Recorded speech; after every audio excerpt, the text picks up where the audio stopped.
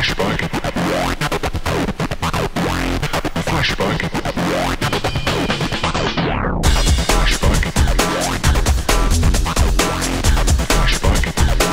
So no. But that's when you do find out who the fuck is real and who the fuck is not. So they wasn't supposed to be here from the beginning, if you ask me. Exactly. Maybe they was just there for the moment. Right. So Everybody. now, you know, it's like February and, you know, I'm reaching out to my girls, and somehow I was in Chicago.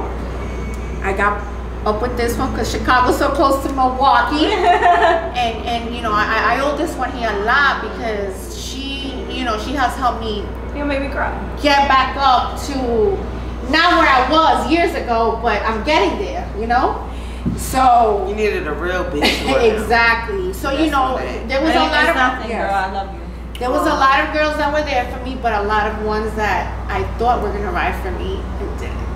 Backstab me. Fuck them bitches. Moving right along because Exactly. you here and they not. That's why they salty ass. Exactly. Anyway, what I want to say is like, how do you feel about this? Let's get into a little bit of tea.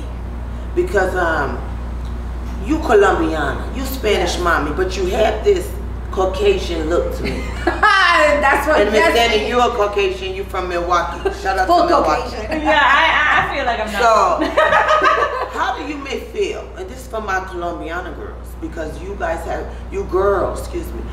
I know, it's I may being a black woman. You have we in North America, USA. You have to fit in if you're gonna make something, and you have to make something. Right. How do you feel about people maybe generalizing you or looking at you as maybe a white girl or Listen. a pog? Because pog is what we call Yes, that's what, that is a kind of busty, curvy white woman terminology. Yes. We'll say it like that to synchronize it. Yeah. So how do you feel about that? Because as So- far as we know, right? You guys didn't know, and I know you didn't. That Miss Jenny here is Colombiana. That's Spanish mommy right there. So for me, even when I started in the bartending scene, my look was always very different from the other girls. In New York, you always had the Dominican girls, the Puerto Rican girls that looked very Hispanic with the fat asses, small waist. I was that very few girls that, even though I was Latina, I had a very white girl looking to me, and that was what stood me out. Even when I did the magazines, they wanted to keep booking me for the magazines because they would tell me I have that very cocoa look. We could say I was Spanish, but I have a white girl look, Exactly. you know. And so to bust me, your ass. yeah. Oh, So to me, that was my thing. I stood out, even It though I'm worked. Latina. I looked white, and it seems like the pug look is very, very high in Lucrative. demand. Yeah, It is they what like it it. is. So to me, it's like, you know, even though I'm Latina, I look like a white girl. So you hear this New York Colombian accent come out, and then you know I'm 100% Spanish. But I love when she Wait. speaks Spanish to me. But yeah, the white girl look has benefited me a lot. So being able to be like more versatile in this environment that Yes. you're in. I don't look like your typical. Now for Spanish any girl. Colombianas, mommies that's trying to get to where you are, because I know you girls all kind of look up to Miss Jenny, because you know that she Colombian. 'Cause You know, Yeah. you know. Well, how do you feel with they trying to get on into this industry, into Instagram modeling with your look? Because it seems to me everybody wants to be blonde or busty or curvy, big booties. That is like the way of the world. You know what I mean? It's just, and it's not, I'm not saying like white, but for me, but I'm talking about the girl, you know exactly what the fuck I'm talking about. We are in North America. We know that certain things work. And for you to blonde your hair, because you're not born that way. No, ma'am, I have pitch black hair. What maybe would you have to say where a girl maybe don't know about know what to do with her culture versus her identity and want to be successful like yourself? Listen, all I can say is each girl has something that in this industry she's very well known for. Me, I never tried to look more of a white girl. I never did. This is natural to just you. my look. This is how I look. I've been blonde even before I got into the bartending industry. I remember at 12 years old, I took a bottle of peroxide and I poured it on my hair, and my hair was blonde, and my mom whipped my ass, you know. it's just always been my look. So be yourself. Be yourself. Basically, be yourself. Every girl in this industry has something that fans are always gonna like, you know, and be yourself. There's a girl for every fan out there. I think it goes a lot deeper than looks, though. I feel like you gotta have something more than looks, like especially to please a fan and your fan base. You have to have hustle. Like you have to have a personality. Absolutely, yeah. Honestly. So now that you've done this, you're making all this money, very successful. You're porn stars now at this point. Anything that you regret? Anything that you would take back up until this point? Anything that you want to do? Any goals that you may have that you want to share? I definitely have a regret, and I can say it loud and proud. I would never get real and uncut. I will never get in a relationship with anybody in the industry ever again. You know, we all have lives, and our life is not fully about this. You know, we are human. Some of us have relationships. We have relationships. You know, we have kids. We have struggles. We have things that we all go through, and you know, not everybody knows that because they only see the side of us, what's in front of the camera. That's real, bro. Like we have emotions, we have feelings. Like you have to be realistic about this. Because we're public figures doesn't mean we don't have feelings or we don't feel we don't feel real life shit, and we don't. Yeah. And let's talk about that. Like with the Instagram, both of you guys have really huge followings. The Instagram seems to be you started there. It wasn't so much hate before. It seems like after OnlyFans, everybody pages has been gone with these big followings. So like, contest to that. How does that make you feel with your pages being?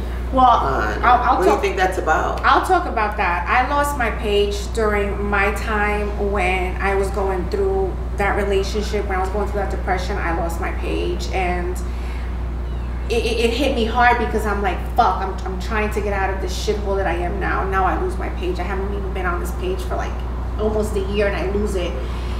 And then I thought to myself, is it something towards me? But then I saw so many girls in the industry losing it. So I'm like, okay, it's not only me, even though it sucks, but I feel a bit better because I know it's all the girls in the industry going towards it. But I say it like this.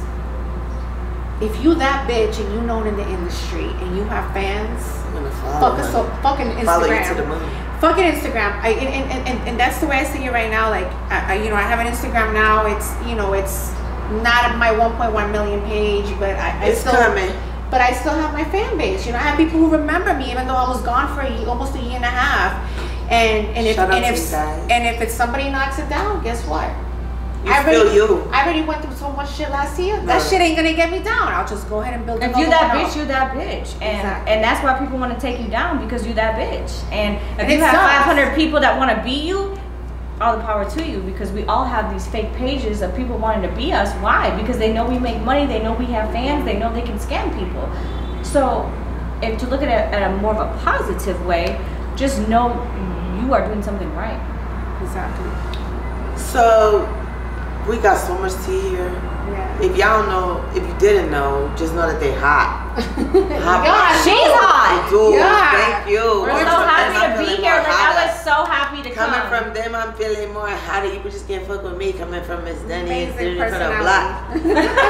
What I'm trying to say, we thank you so much for coming. We're gonna get into this cocktail and tea hour. You know, that's my favorite part. Me too. I love that. We're gonna get into a little bit of tea. The fans got a few questions for you. But can I say something though? Yeah. I think we left the part about how Brazzers was hitting me up for years, and I finally said yes to them. Now that this we went into something else. We can go on for like 4 hours. Let's talk about that. I'm so sorry, fans. Don't cut a thing. Let's get right back to where he was. Let's talk about you on Brazzers. Come on now, because that's amazing. So listen to this. So after them being for years after me, and me always telling them no, now I come back. And I tell Dani, I was like, Brazzers has been after me for years. Like, I think I'm ready to say yes to them. Oh my God. I think I'm ready to say yes, So here I am, and I finally say yes. I have my interview and everything. As a matter of fact, you were one of my girls on my wish list. Really? Come on, brothers. Both of y'all. You were one of my girls on my wish list, It's done. It's done. And you know, I've seen your movies. I seen you always thought you were an amazing performer. Like by that time while I was gone. Shout out to my New York bitch. I love everybody. Milwaukee, New York. You know, everybody love you.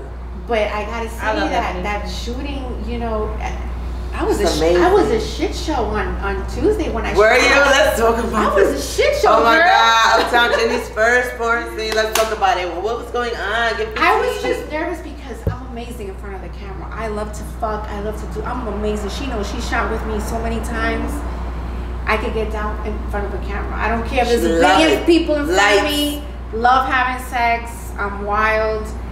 But I was like, fuck. This is different now. This is different now. It's huge. I mean, your first scene on Brow, that's like it's different. I was scared because I thought I was gonna fuck up. Your story is maybe workbook again. It's like your first scene on Brow. Wow. Yeah. Amazing. I was just scared I was gonna fuck up in the script. I kept telling her, Jenny, stop worrying. Stop worrying. But also, Mr. Princess, you didn't help the cause. I'm not gonna say no names. Yeah, no, I gotta say, I worried too much for nothing. The script was just, it was terrible. But you guys will never know porno magic. By the time it come out, that's what I told her. I said it's gonna be beautiful. You're gonna be looking at that shit over and over, like, oh my God, look at me, I did amazing. So before we end this segment, because of course we gotta get into our Cartel and Tea segment, and then we'll be done for this episode. Anything you want to say? Let them know where to find you. Give them all your socials. Anything where they can expect to see you in person.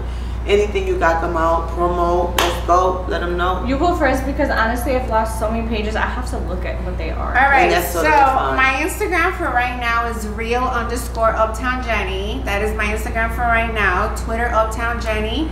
OnlyFans, Uptown Jenny.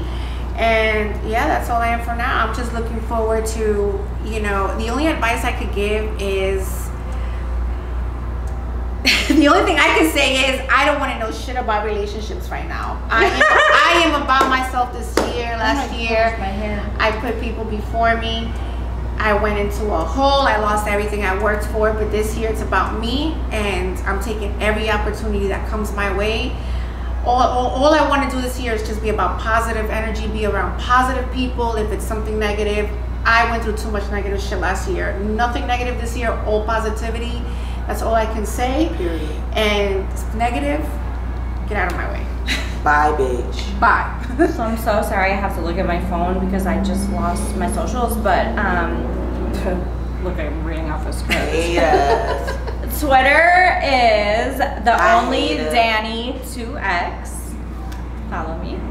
And then my Instagrams are Ms. Dani ENT. I got it back. Yay. Yay. Oh gosh, it was terrible. And then I'm sorry. Yeah, is it the only Dani? Yes, it is. Oh, thank you. It is. Best friend. Oh wait, no. Only. What is it? The only Miss Fans Dani. The only Miss Fans Dani. Only Miss Fans. Okay, so you better get your shit together. My Instagram is only follow me. one Miss Dani. And then Miss Dani 3x.com is my OnlyFans. We're gonna make y'all sure know where that I'm we at. have it in the motherfucking y'all know where I'm at. Description. Shout out Ebony, she's been amazing. Thank you so much for having you us. You guys are amazing. You guys are amazing. These girls are just, I got them with me, so you know I keep a bad bitch around me. These is the best ever. And I'm so honored for you girls to be coming here. You chopped it up on the Del Talk X. We know everything there is about you. You really gave the girls. Now we're gonna get into some tea. We'll be right back in a few minutes. Don't go no motherfucking where. Cocktails and Tea segment is coming in. Yes. With Ebony Goddess Mystique, Uptown Jenny, and she not from Uptown, she from Queens. And Milwaukee, Miss Dani. The best bitches, girl. We not the one, we not the two. Bye. Yes. We'll be right back. See you soon.